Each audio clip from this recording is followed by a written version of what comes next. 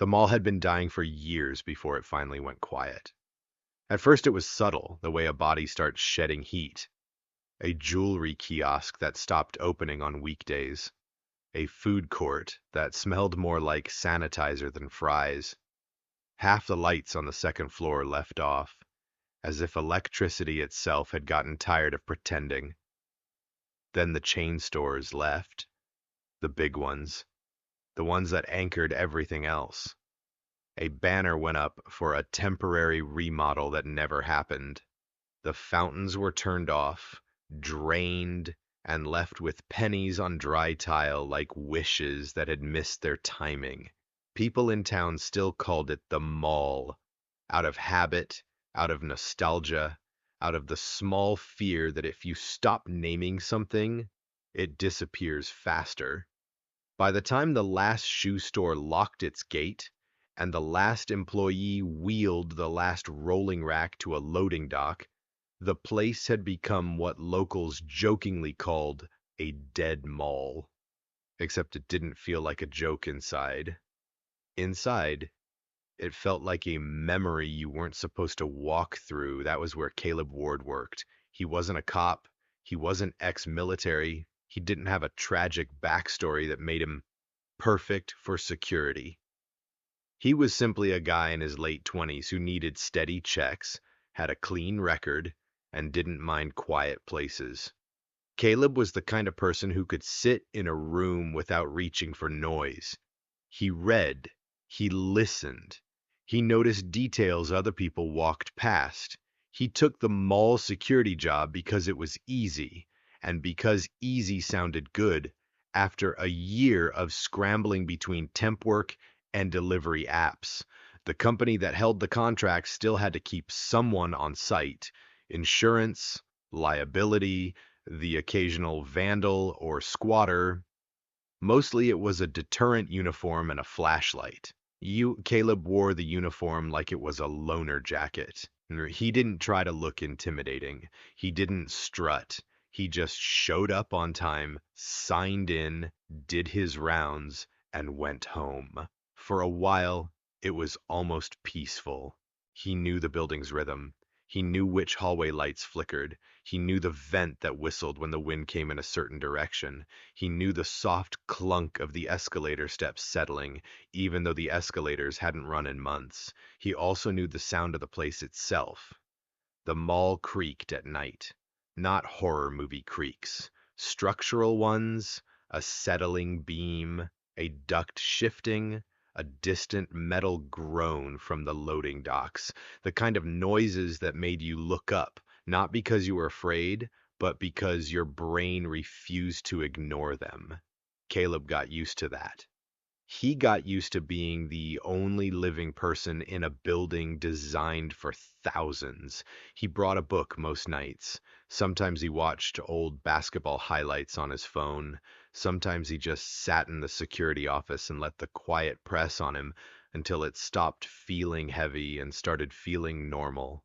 And then, on a cold week, when the wind kept finding ways through the cracks around the glass entrances, Caleb vanished. It wasn't the kind of disappearance that began with a scream.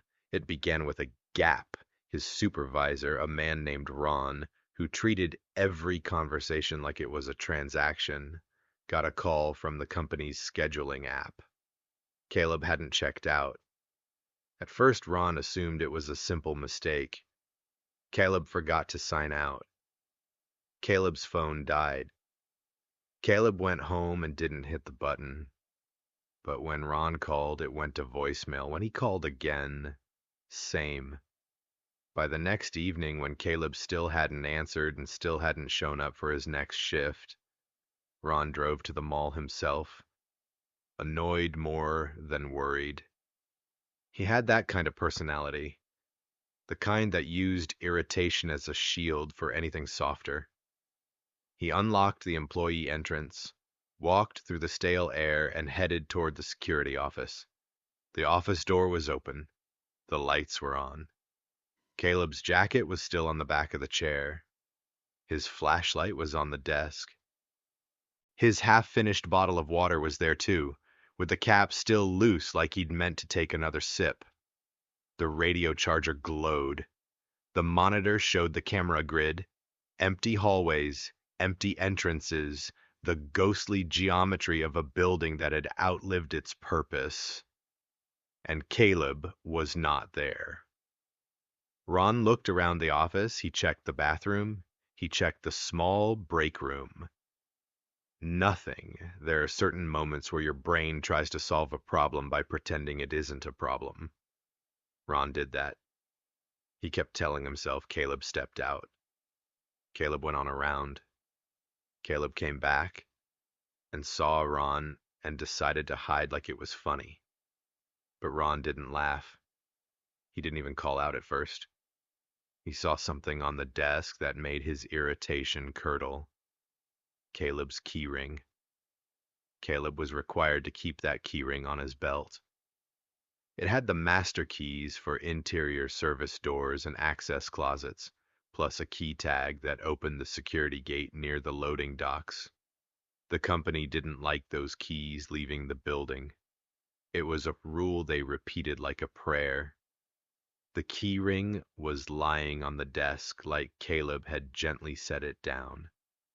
People don't set keys down gently in the middle of a shift unless they plan to pick them up again in a minute. Ron called the police. When the first officers arrived, they did what officers always do at first. They looked for the simplest explanation. Maybe Caleb was injured somewhere. Maybe he fell. Maybe he had a medical event in a back hallway. They walked the main corridors first, flashlights bouncing off the tiled floors. Their footsteps echoed. Their radios hissed quietly, loud in the empty space. Nothing. They checked the restrooms. They checked the janitorial closets. They checked behind the food court counters. They checked the employee corridors behind the stores where the walls were unfinished and smelled faintly of dust and old cardboard. Still nothing. The mall had a few cameras still running, but the system was old and glitchy. Some angles were black. Some recorded in choppy frames. Some had a slight lag that made movement look like it was skipping. They pulled the footage from the night Caleb disappeared. The video showed him in the security office, sitting, drinking water, standing to stretch, turning his head as if he heard something down the hallway. Then he left the office. That was normal. He did rounds all the time. The next camera caught him at the intersection near the old fountain. He paused, aimed his flashlight toward a corridor that led to the maintenance wing. Then, this was the part that made officers lean closer. He lowered the flashlight as if he didn't want to be seen and walked into the maintenance corridor. That corridor wasn't off limits technically, but it wasn't part of his usual route. Most security guards avoided it because it was darker and less predictable. It led to service rooms, electrical panels, and the control area that ran the building's basic systems. Caleb walked into that corridor. He did not walk out. The camera that should have captured him exiting the other end was one of the ones that didn't work. The police tried to reconstruct his movements from the angles they had. It was like trying to piece together a story from a handful of torn pages. They found one more clip, a shaky angle from a camera mounted above a service door. It caught a sliver of the maintenance hallway. It caught Caleb's shoulder as he passed, then his flashlight beam sliding across the floor. Then, for a brief moment, it caught something else, a shadow. Not Caleb's, a second shape that moved behind him close enough to follow, too indistinct to identify. The footage was grainy. The shadow could have been a trick of light. It could have been a person. It could have been nothing. But when you're looking at a missing man, you stop calling shadows nothing.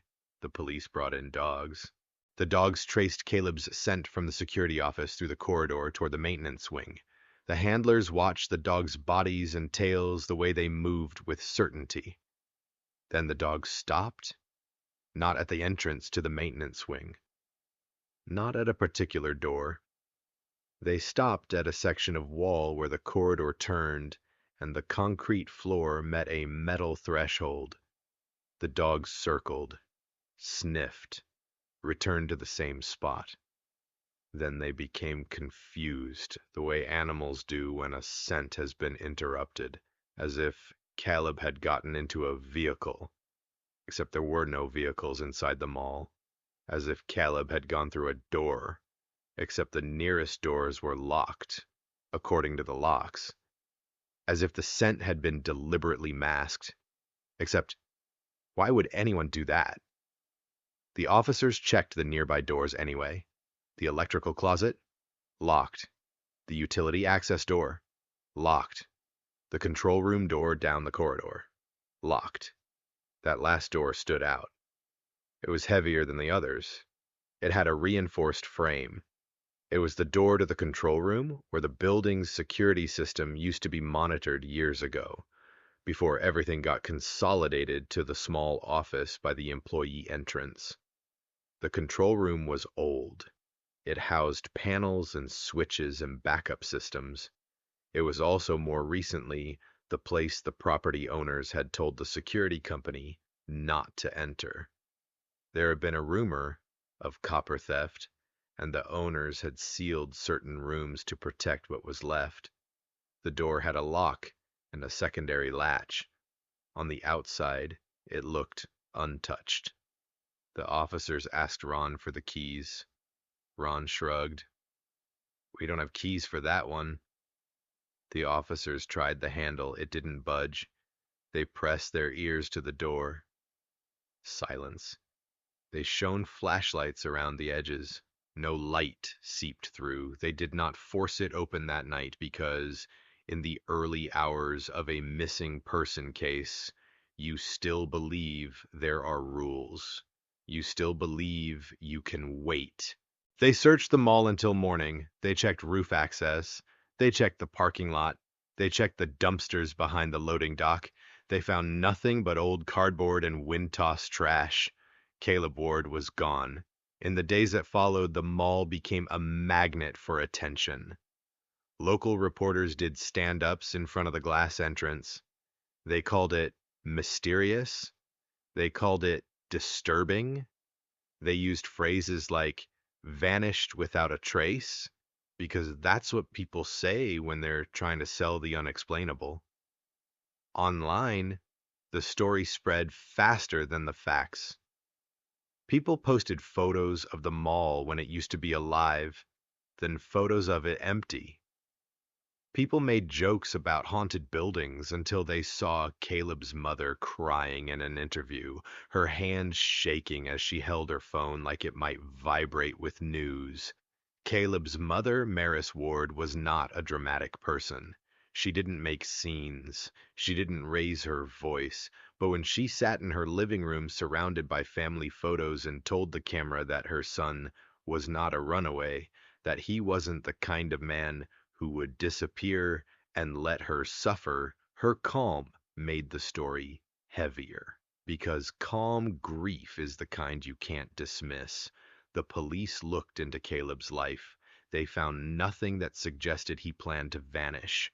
No debts big enough to flee, no secret relationships, no recent threats.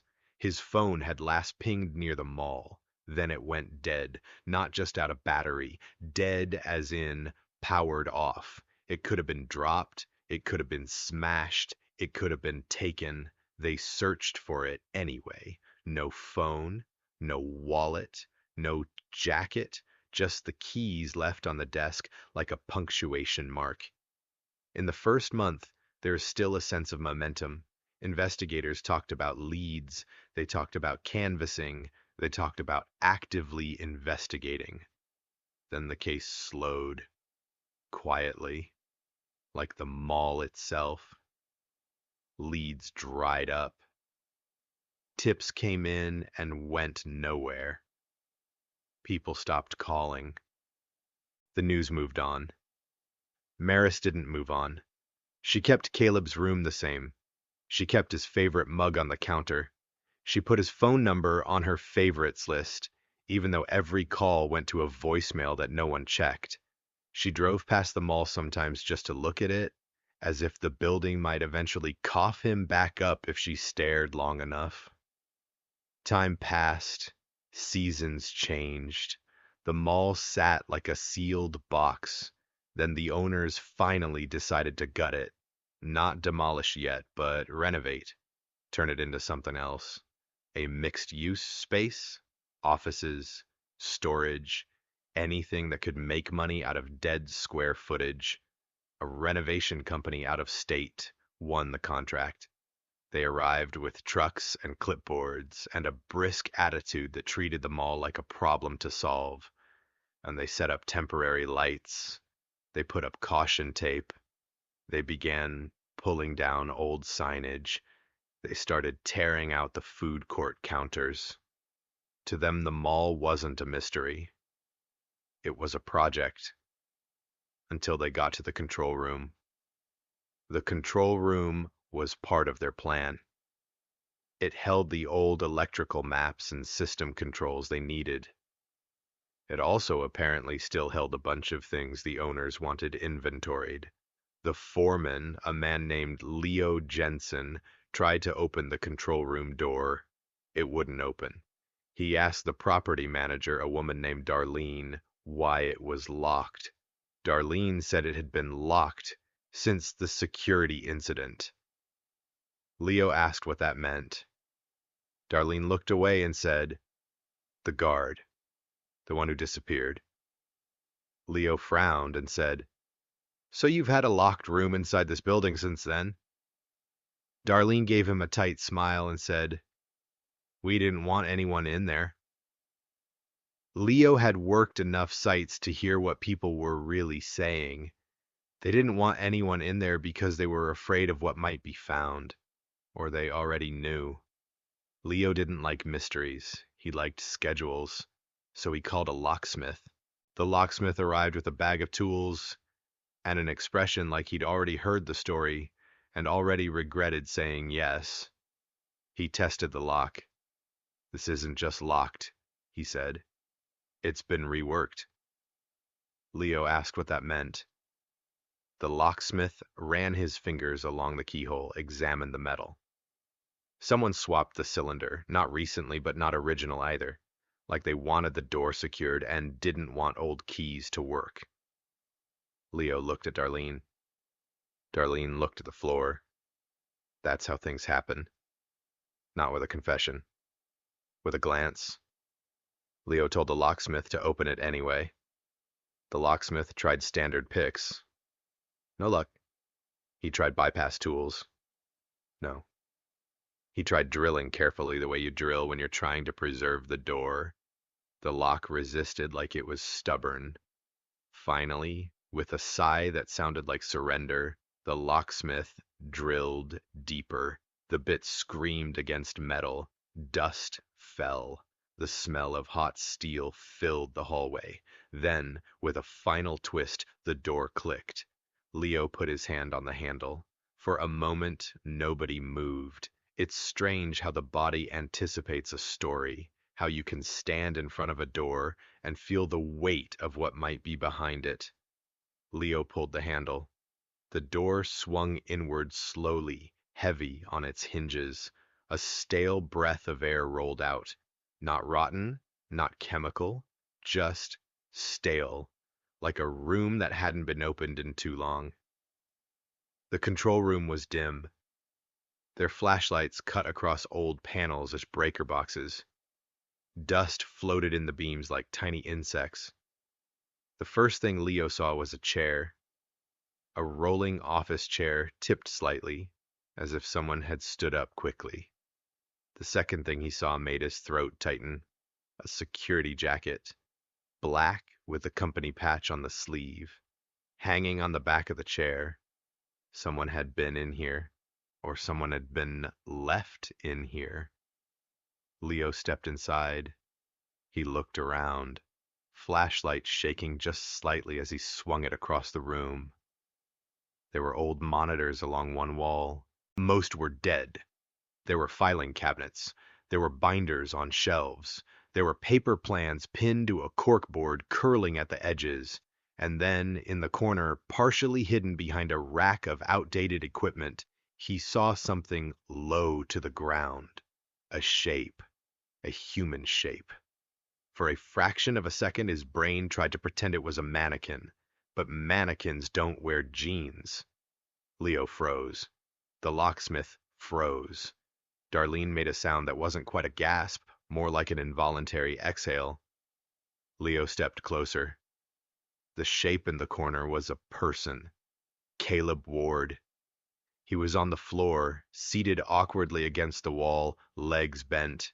His head was tilted, his skin was pale, his hair was longer than in the missing posters, as if time had tried to keep growing even in stillness.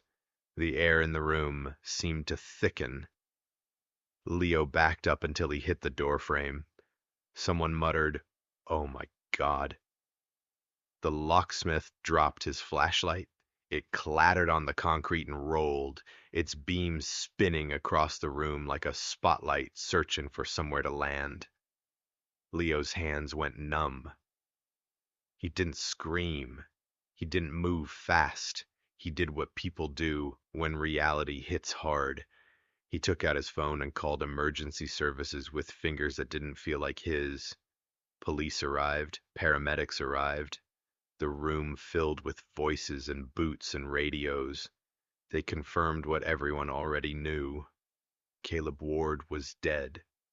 But the way he was dead, contained, hidden, preserved behind a replaced lock, turned the case from tragedy to something sharper. Because a man doesn't just end up locked inside a control room and stay there for more than a year unless someone makes choices. The investigators sealed the mall again. Renovation stopped instantly. The owners claimed they were cooperating fully, which is what people always say when they're terrified. Detective Mara Keene took the case. She was older than Caleb by a decade, and she had the kind of face that looked calm even when her mind was moving fast. She didn't raise her voice. She didn't try to dominate a room. She gathered information like she was collecting evidence, one quiet detail at a time. When she stepped into the control room for the first time, she didn't immediately look at Caleb. She looked at the door.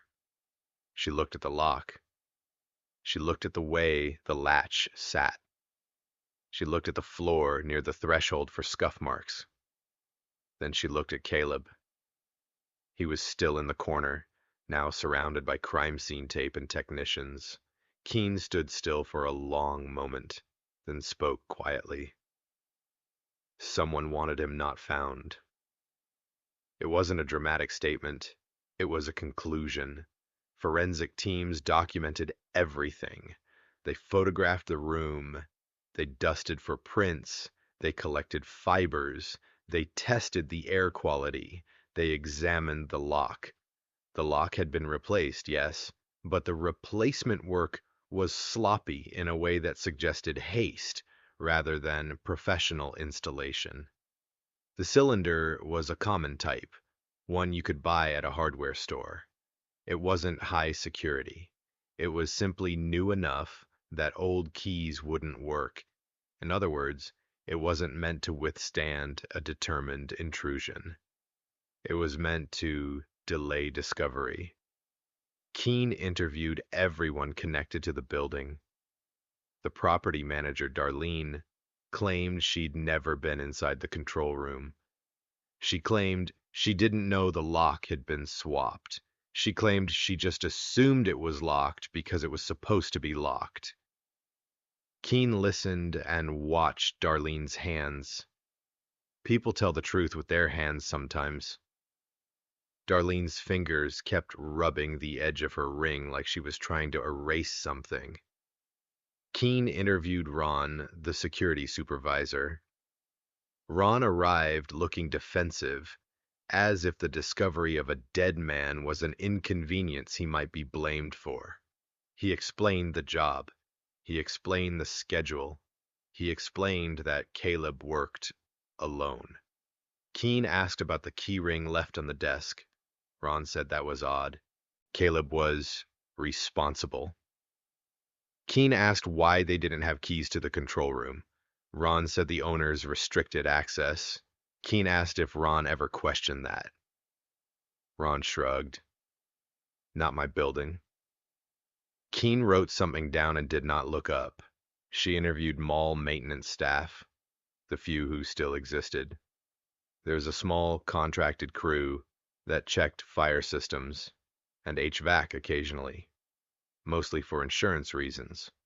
One of them, a thin man named Terry, said he'd tried to open the control room once months earlier because he needed a wiring plan. It wouldn't open, Terry said. I told Darlene it was stuck. Keene asked what Darlene said. Terry hesitated. She said leave it. She said the owners didn't want anyone in there. Keene asked if Terry thought that was normal. Terry gave a nervous laugh. Nothing about that mall was normal. Keene asked Terry if he'd ever seen anyone else near the maintenance corridor around the time Caleb disappeared. Terry's eyes flicked away. Keene waited. Finally, Terry said, there was this guy. Not staff, not security. He'd show up sometimes. What guy? Keene asked. Terry described him. Mid-30s, baseball cap, work boots, carried a tool bag like he belonged. Not a contractor Terry recognized, but contractors came and went. Terry said he saw the guy in the maintenance corridor once late at night, a few days after Caleb disappeared. The guy was carrying what looked like a new lockbox. Keene's pen paused. A lockbox, she repeated. Terry nodded. I didn't think much of it. I figured the owners were finally securing things. Keene asked the question that mattered. Did you tell anyone about him? Terry swallowed. I told Darlene. Keene's eyes lifted. What did she say? Keene asked. Terry looked miserable. She said, good. We need to keep rooms secure. Keene didn't accuse. She didn't shout. She simply let the silence sit, letting Terry feel the shape of what he'd just admitted. Then she asked for a description again, slowly, precisely. She took that description and compared it to the list of contractors who had access to the building around the time Caleb vanished. One name appeared again and again. Victor Sloan. Victor wasn't a maintenance worker. He wasn't security.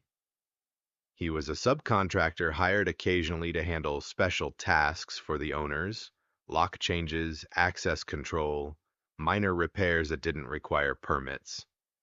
The owners liked him because he asked no questions and filled out paperwork in a way that made everything look legitimate. Keene requested Victor's file. It was thin. Too thin. His company's address was a mailbox service. His listed references were outdated. His licensing looked real, but required confirmation. Keene looked at the file and felt a familiar sensation in her gut. The feeling of someone building a person out of paperwork. She went to Victor's last known address. The apartment was empty. The neighbors said he'd moved out months ago, no forwarding address. Keene's team ran Victor's name through databases. He had a history of minor theft charges years earlier. Nothing violent, nothing that would make him a suspect in murder. But then they found something else. Victor had been seen near the mall's loading dock on the night Caleb disappeared. Not on camera, in a report. A patrol officer doing a routine drive-by in the area had logged a white van parked near the loading dock. He'd approached it, but the van drove away slowly before he could get close. At the time, it hadn't seemed important. There were lots of vans near empty commercial properties. Now it felt like a thread. Keene requested traffic camera records in the area. The town didn't have many, but there was one camera at an intersection not far from the mall. The footage was low quality. It showed the outline of a van passing through late at night. No plate, just shape and timing. It wasn't proof, but it was movement. While Keene chased Victor, the forensics team worked the control room. They found dust patterns that suggested the room had been entered after Caleb disappeared. Someone had moved through it. The chair had been moved. The monitors had been touched. They found small food wrappers in a trash bin, energy bar packaging, old, crumpled, with no readable brand. Keene stared at the evidence list. Food wrappers could mean someone had been using the room, or they could mean someone had stayed there. She asked the medical examiner for the time of death estimate. The examiner was careful. In a sealed room, in consistent conditions, decomposition can vary. But there were indicators. The examiner suggested Caleb had died not long after he disappeared, not months later, not recently, so the room had held him for more than a year, and someone had entered after he died, not to help him, to maintain the concealment. That is a different kind of cruelty. Keene visited Maris Ward. Maris's house smelled faintly of coffee and something floral, like she'd been trying to keep it from smelling like grief. She had Caleb's photo on the mantel, still smiling, still alive. Keene sat on the couch across from her and did not start with the body. She started with the truth. "We found Caleb," she said gently. Maris didn't cry immediately. Her face tightened first, as if her muscles were trying to hold everything in place. Then she covered her mouth. Then she made a sound that was part breath, part collapse. Keene let her take the moment. When Maris finally spoke, her voice was small. Was he alone? Keene chose her words carefully. She explained that he had been in a locked room, that the door had been secured, that it appeared he had not left. Maris's eyes went distant, like she was suddenly imagining him in the dark. Keene said, "We're treating this as a homicide investigation." Maris's gaze snapped back. "Homicide," she repeated, as if she needed to taste the word. Keene nodded. "Someone secured that room. Someone kept it secured." Maris whispered, "So someone knew." Keene didn't contradict her. That was the worst part of it for Maris, the part that would keep her awake. Not only that her son had died, but that someone had been close enough to him to lock a door and walk away. Keene continued working the case with the kind of patience that made her dangerous. She didn't chase rumors. She built paths. She looked at the mall's internal layout. She studied the maintenance corridors. She learned where cameras were. She learned which doors had working sensors. She learned which doors did not. One thing became clear quickly.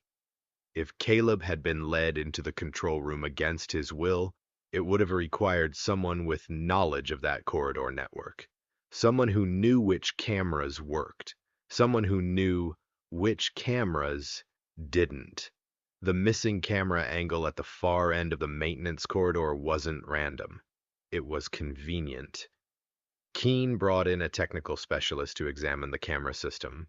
The specialist found that the camera that didn't work had been unplugged deliberately. Not broken, not dead. Unplugged.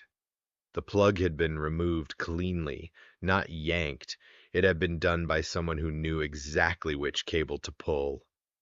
Keene stared at the report and felt the case tighten again, because that meant whoever did this wasn't improvising. They were managing the story. She went back to the first night Caleb disappeared. She reviewed the footage again. Caleb looked down the corridor as if he'd heard something. He lowered his flashlight. Why would he lower his flashlight? Guards don't lower flashlights when they're going toward a problem. They raise them. They want to see. They want to be seen. It's part of the job, unless they recognize the person they're walking toward, unless they're trying not to spook someone they think belongs there. Keen dug into Caleb's work history at the mall. She asked Ron for records of incident reports, of names Caleb had written down, of people he'd encountered. Ron produced a binder with a few entries: vandalism, door tampering, teen trespassers. Then, on a page that looked like it had been flipped past often, Keen found a note. Caleb had written about seeing a contractor type inside the mall late at night. He'd described a man with a cap and a tool bag. He'd written, claims authorized by owners. Couldn't verify. Left through loading dock. He'd written the date. Keen didn't like dates in her head. They cluttered, but this one mattered because it was shortly before Caleb vanished. Keen asked Ron if he knew about this. Ron shrugged. People came and went. Owners didn't tell us everything. Keen asked if Ron had ever contacted the owners about an unknown contractor in the building. Ron looked uncomfortable. I didn't want to bother them. Keen wrote that down too. She tracked the owner's communications around that time. There were emails, vague and formal, authorizing after-hours access for subcontractor. No names in the email. Just the word subcontractor and an assurance that security has been informed. Security had not been informed. Not officially. Not in a way that could be pointed to later. Keen requested phone records for the property manager, Darlene. Darlene hesitated, then complied under the weight of a subpoena. The records showed calls between Darlene and Victor Sloan around the time Caleb disappeared. Several calls, short, late at night. Then, after Caleb disappeared, more calls. Then, after the case went cold, the calls stopped. Keen brought Darlene in again. Darlene sat at the interview table with her hands folded like she was praying. Keen didn't accuse. She asked Darlene to explain the calls. Darlene said Victor did odd jobs.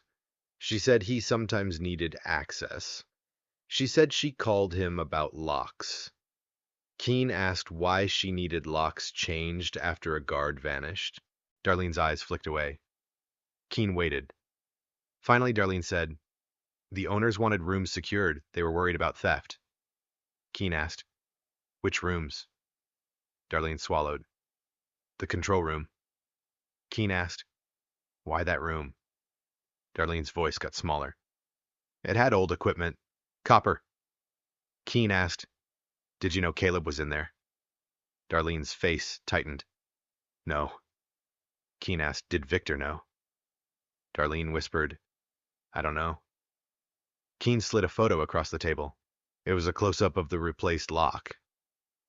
Keen said, that was installed after Caleb disappeared. Darlene stared at it. Her jaw trembled. Keen said, you told people to leave the door alone. You told maintenance not to open it. You didn't ask why the lock was replaced. You didn't ask why the door was secured from the inside of a building that had a missing man. Darlene began to cry, quietly. In that way people cry when they're losing control but still trying to appear composed. Keen did not soften. She did not harden. She simply said, tell me what you know. Darlene didn't give a movie confession. She gave a human one. Messy, defensive, full of self-justifications. She said Victor had been hired for lock work. She said the owners were paranoid about theft and lawsuits. She said they wanted certain rooms sealed. Keen asked if Victor ever mentioned the guard. Darlene hesitated, and in that hesitation, Keen heard everything. Keen leaned forward slightly. He mentioned him. Darlene whispered, he said There was an incident. Keen's voice stayed calm. What incident? Darlene wiped her face with shaking hands. He said the guard confronted him. He said the guard got aggressive. He said it was a misunderstanding. Keen asked, "Did Victor say the guard was alive?" Darlene stared at the table like it might swallow her. "I didn't ask," she whispered. Keen sat back. That was another kind of cruelty. Not knowing because you refused to ask. Keen issued a warrant for Victor Sloan, but Victor was already gone. They tracked his bank accounts. He had withdrawn cash and closed them. They tracked his vehicle registration. The van had been sold under his name to a buyer who didn't exist. They tracked his phone. It was off. It looked briefly like Victor had been the one who killed Caleb and then ran.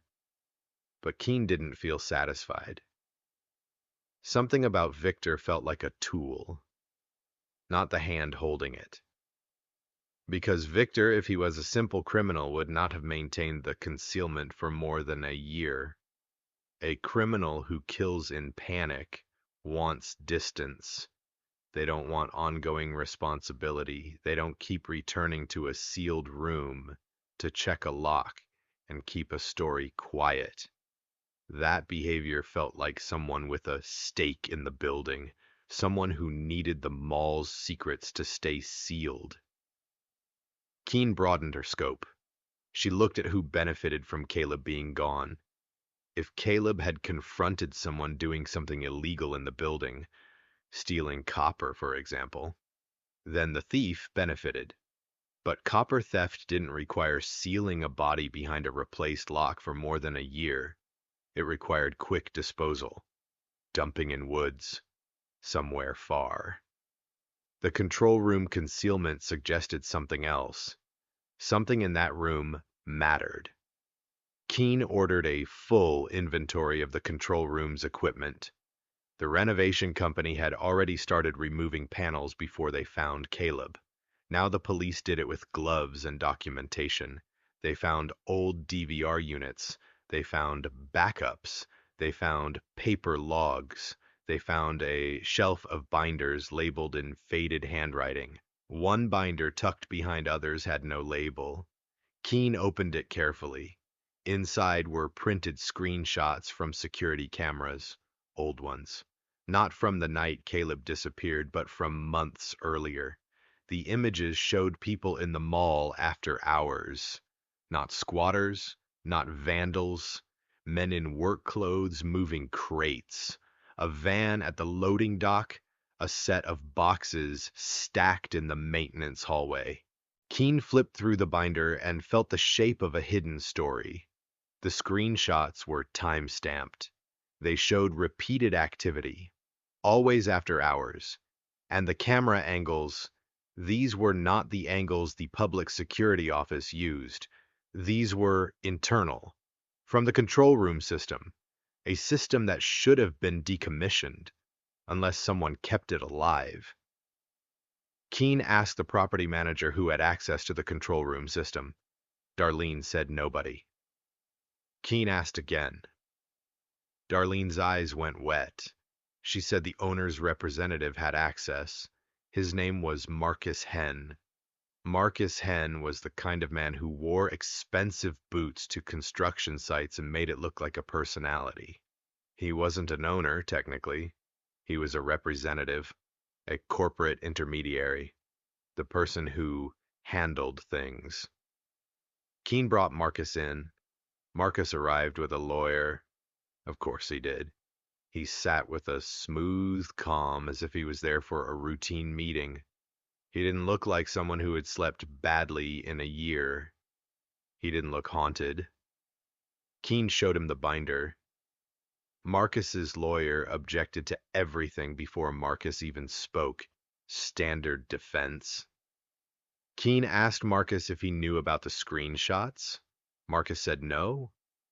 Keen asked why they were in a locked control room behind a replaced lock. Marcus said he had no knowledge of lock changes.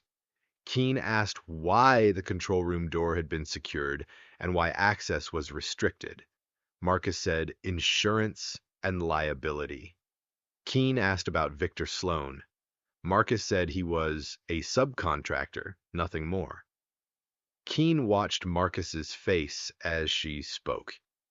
People who lie often don't change their expressions. They simply choose different words. Keene pulled out one screenshot and slid it forward. It showed Marcus himself. He was in the maintenance hallway at night, carrying a clipboard. Marcus stared at it. His lawyer froze for half a second, then recovered. Keene said, "This is you." Marcus's face didn't crack. He simply said, "It could be anyone." Keene said, "It's you. Same gait, same jacket, same watch, and we have you on other footage outside the building." Marcus's lawyer said nothing for a moment, then said they were done. Marcus stood to leave. Keene let him because sometimes you don't stop someone when you don't yet have the handcuffs ready. Sometimes you let them walk so you can watch where they go. After that interview, Keene's team dug into Marcus Henn's background. They found lawsuits tied to other properties. Not major, but repeated. Claims of unauthorized access, missing equipment, improper disposal. Small fires, always put out before they became visible. They found that Marcus had worked for multiple shell companies tied to commercial real estate. Companies that bought dying properties, extracted value, then sold the husk. They found that Marcus had a history of hiring questionable subcontractors. And then they found something that made Keene's stomach twist. A week before Caleb disappeared, Marcus had filed a report with the owners about increased risk of trespass and security interference. In that report, he recommended restricting access to legacy systems and sealing sensitive areas. Sensitive areas. He had used that phrase. Keene searched for any records of what those sensitive areas contained. Most documents were missing. Not destroyed, just absent. Not filed, not digitized, which meant someone didn't want a paper trail. Keene went back into the control room with the technician and asked them to examine the old DVR units. One unit powered on after coaxing. It had a hard drive still inside. When the technician extracted the data, it revealed recordings. Not continuous. Select clips. Clips from months before Caleb disappeared. Clips of men moving boxes. Clips of a van at the loading dock. Clips of Marcus entering the control room. Clips of Victor swapping a lock. Then, on the night Caleb disappeared, the system recorded a clip that froze everyone in the lab. It showed Caleb in the maintenance corridor. He walked cautiously, flashlight low. He paused at the control room door. Then the door opened. Not from the inside, but from someone with a key. Caleb stepped in. The camera angle of the control room was different from the security office cameras. It was a wide angle from the corner near the ceiling, capturing most of the room. Caleb entered. He looked around. His posture stiffened. Then someone else stepped in behind him. A man in a cap. Victor. Caleb turned toward him. His hands lifted slightly, palms open, not aggressive, more like surprise. Victor spoke. No audio, but his mouth moved. Caleb shook his head. Victor moved closer. Caleb backed up, his shoulders tight. Then another figure entered, not Victor. Marcus. Marcus stepped in calm, like he belonged. Caleb looked at Marcus. Something in his posture shifted from confusion to alarm, like he recognized him from earlier nights. Marcus said something. He gestured toward the back of the room where the racks and cabinets stood. Caleb looked there, and his face changed. The footage was too grainy to read his expression perfectly. but you could see the moment his body realized something. Marcus moved closer. Caleb took a step back. Victor stepped sideways, blocking the door. Then Caleb lunged toward the exit, not dramatic, just sudden. Victor grabbed him. Caleb struggled. Marcus moved in, and for a few seconds the three figures tangled in a blur. Caleb fell. His head hit the corner of a desk.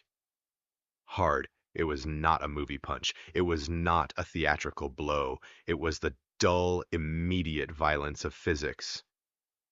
Caleb's body went still for a moment. Victor froze, looking down. Marcus stared.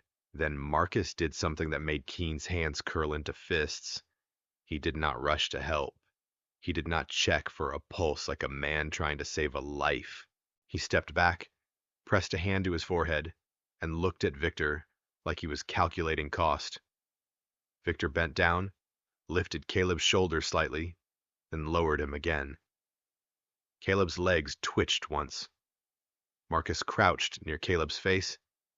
He leaned in. Then he stood again. He pointed toward the corner. Victor dragged Caleb toward the equipment racks, out of direct view for a moment. Marcus closed the control room door. Then the clip ended. Keen watched the recording twice. Then again. It wasn't clean enough to prove every detail in court without interpretation. But it was enough to show Marcus and Victor with Caleb in the control room, and it was enough to show a struggle, and it was enough to show a fall. It was enough to show that Caleb's disappearance wasn't a ghost story. It was a cover-up. Now Keen needed to understand what Caleb had seen that made Marcus willing to risk everything. She searched the footage from previous nights again. The men moving boxes, the van, the crates. She zoomed into one clip and saw something in the crate marking that made her pause. Not a logo, not text, a symbol used in shipping. She recognized it vaguely, then asked a specialist. The specialist confirmed it was a symbol used for certain controlled items. Not necessarily illegal, but regulated. Keen got a warrant for the shipping records tied to the mall's loading dock over the previous year. The owner's corporate paperwork was a maze, but money and shipments leave patterns. They found that the mall's loading dock had received shipments after the mall closed. Officially, these were equipment removals, inventory transfers, storage relocations. But some of the shipments weren't removals. They were arrivals. Arrivals late at night. Signed for by Marcus Henn. Why would anything be arriving at a dead mall? Keen walked through the mall with that question in her head. She pictured the empty stores not as empty, but as space. Space you could use. Space you could hide things in. Space you could store items in while paperwork caught up. Space you could use for something else entirely, away from curious eyes. The mall wasn't just dying. It was convenient. Keen followed the maintenance corridors deeper, beyond the control room. The maps showed a series of sealed storage rooms behind the former department store anchor. These rooms were supposed to be empty, used only for old fixtures and leftover signage. Keen ordered them opened. They found them locked, not with old mall keys, but with newer locks, like the control room. Keen's team forced the first door. Inside were stacks of boxed equipment, newer than anything that should have been there. Pallets wrapped in plastic, crates, no labels, no paperwork in sight. They opened one crate and found electronics. High-end, not the kind you'd find in a dying mall. They opened another and found more. Then they opened a third and found something that made Keen exhale slowly. It wasn't drugs. It wasn't weapons. It was stolen property. Large amounts of high-value electronics that had been reported missing from shipments in another state. A fenced cache, The mall had been used as a staging area for theft, not petty theft, organized theft. Caleb had stumbled onto it. That was likely what he'd seen in the control room. Screenshots, camera feeds, records of after-hours movement, evidence. He had been a guard in a place that was being used as a quiet warehouse for stolen goods. He confronted the wrong people, and the wrong people decided he was a risk. Now, Keene had more than a homicide. She had a broader conspiracy. She had motive. She had evidence. She had faces on video. The next step should have been simple. Arrest Marcus, arrest Victor, roll up the ring. But life is rarely simple, and criminals who run organized operations often have a second talent: disappearing. Marcus Henn had already begun to disappear. The day after Keene confronted him, Marcus didn't show up at his office. His phone went to voicemail. His lawyer sent a message saying Marcus was traveling. Keene put out alerts. The police checked airports. They checked rental cars. They checked known associates. 2 days later, a patrol unit found Marcus's rental car parked at a trailhead outside town. The car was empty. The keys were inside. It was a copy of Caleb's disappearance, almost mocking in its symmetry. Keene went to the trailhead. There were woods, a cold wind, a path that curved out of sight. Search teams looked but found nothing. Keene didn't believe Marcus had walked into the woods to die. Men like Marcus didn't disappear into nature. They disappeared into paperwork, into other people's names. She looked instead at who had helped him. She looked at Victor. Victor was harder to trace, but Victor had family, a sister, an ex-wife. They found the ex-wife first. She said Victor had shown up weeks earlier nervous, asking if she'd heard anything about the mall case. She said he'd left her cash and told her to take their kid out of town for a few days. Keene asked where Victor was. The ex-wife said she didn't know. Keene didn't believe her fully, but she could see real fear in the woman's eyes. Fear of Victor, yes, but also fear of whatever Victor had become involved with. Keene offered protection. The ex-wife refused, which told Keene she didn't trust police to keep her safe. They found Victor's sister next. Victor's sister lived in a small house on the edge of the county. She was the kind of person who looked like she'd been disappointed by life so many times that she no longer expected better. Keene knocked. The sister opened the door and immediately looked like she wanted it closed again. Keene introduced herself, calm, firm.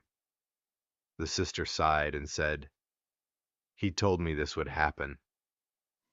Keene asked what Victor told her.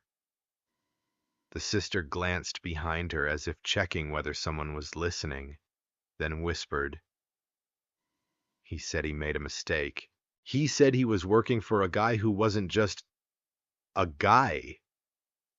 Keene asked if Victor mentioned Marcus Henn. The sister nodded once. She said Victor told her the guard had died by accident, that Marcus had panicked, that Marcus had said they couldn't call anyone because the whole operation would collapse, that Marcus had made Victor change the lock and keep the door sealed. Victor, according to his sister, didn't sleep after that. He drank more. He started looking over his shoulder. Then, months later, when the renovation plan was announced, and Victor realized the control room might finally be opened, he went to Marcus. Victor begged Marcus to deal with it. Marcus said he would. Then, days before the control room was opened, Victor vanished. Keene asked the sister where Victor went. The sister shook her head. He didn't tell me. He just said, if they open that door, we're done." Keene felt the cold logic of it. Victor had been a liability for Marcus, a man with guilt, a man who might crack, Marcus likely removed him. Keene asked the sister carefully if Victor had ever mentioned where the stolen goods were being moved. The sister hesitated, then said, "He said there was a second place, a storage place, not the mall." Keene asked what place. The sister shook her head. "He didn't say. He said the mall was just a step." A step. Keene went back to the shipment records. She traced where items had been moved. She found the second place. A warehouse outside the county owned by a shell company tied to Marcus. Keene's team raided it. Inside, they found more stolen goods and something else. Evidence that the warehouse had been cleared recently, as if someone had known, as if someone had been warned. Keene sat at her desk and stared at the caseboard. Photos, names, lines connecting them. Caleb Ward had stumbled into a theft operation. He had died. His body had been sealed away. And for more than a year, the people responsible had continued their work, confident the mall would keep its mouth shut, until renovation opened the mouth, until the locked control room revealed what they'd tried to hide. The case should have brought a clean sense of justice. But justice is rarely clean. Keene eventually caught Marcus, not in a dramatic chase, in an office building 2 states away, under a different company name, sitting at a desk, like nothing had happened. The arrest footage showed Marcus standing calmly while officers read him his rights. He didn't fight. He didn't cry. He simply asked to call his lawyer. Keene interrogated him again. Marcus denied murder. He admitted the theft operation when the evidence became unavoidable. He admitted the guard fell. He insisted it was an accident. Keene asked why he sealed the control room. Marcus said, "I didn't seal him. I sealed the room." Keene said, "With him inside." Marcus stared at her with a blankness that felt practiced. Keene asked what Caleb saw. Marcus said Caleb saw things that weren't his business. Keene asked why he didn't call for help. Marcus said calling would have ruined everything. Keene asked what everything meant. Marcus finally looked irritated, like she was being obtuse. He said, "Do you know how much money was in that building?" Keene said, "Not enough to justify killing a man." Marcus shrugged slightly. "People die every day." That was the closest thing to truth she'd get from him. Victor Sloan was never found. Some investigators believed Marcus had him killed. Others believed Victor ran and hid, living under someone else's name, haunted by a room he helped lock. Keene didn't like not knowing, but she had learned, over years in the job, that the world does not always hand you every answer you deserve. Caleb Ward's family got a trial. They got testimony. They got the footage played in court. The grainy clip of Caleb stepping into the control room, unaware he was stepping into a trap.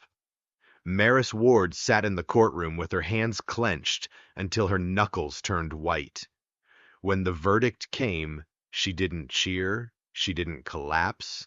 She just exhaled as if she'd been holding her breath for more than a year. After the trial, the mall was demolished. Not renovated, demolished.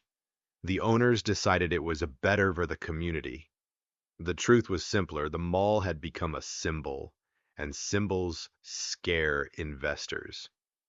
On the day they brought the first wrecking ball in, Maris stood behind the fence with a small group of people and watched. The building came down in slow, brutal chunks. Concrete dust rose like smoke. Old signage cracked and fell. The place that had swallowed her son finally broke open to the air. Maris didn't cry. She watched with a steady face, then turned away before the last wall fell. Later, she told Detective Keene something that stayed with Keene longer than any case file. Maris said, It's strange. I used to think buildings were just buildings. Keen nodded. Maris said, now I know they can be hiding places, not for ghosts, for choices, for people who think they can lock a door and make the world forget. Keen didn't offer comfort. She offered honesty. They almost did, Keen said. Maris looked back at the dust cloud and said, but they didn't.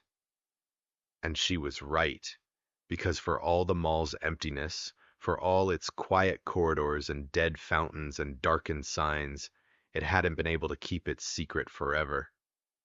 A lock is never a promise. It's only a delay. And eventually someone always opens the door.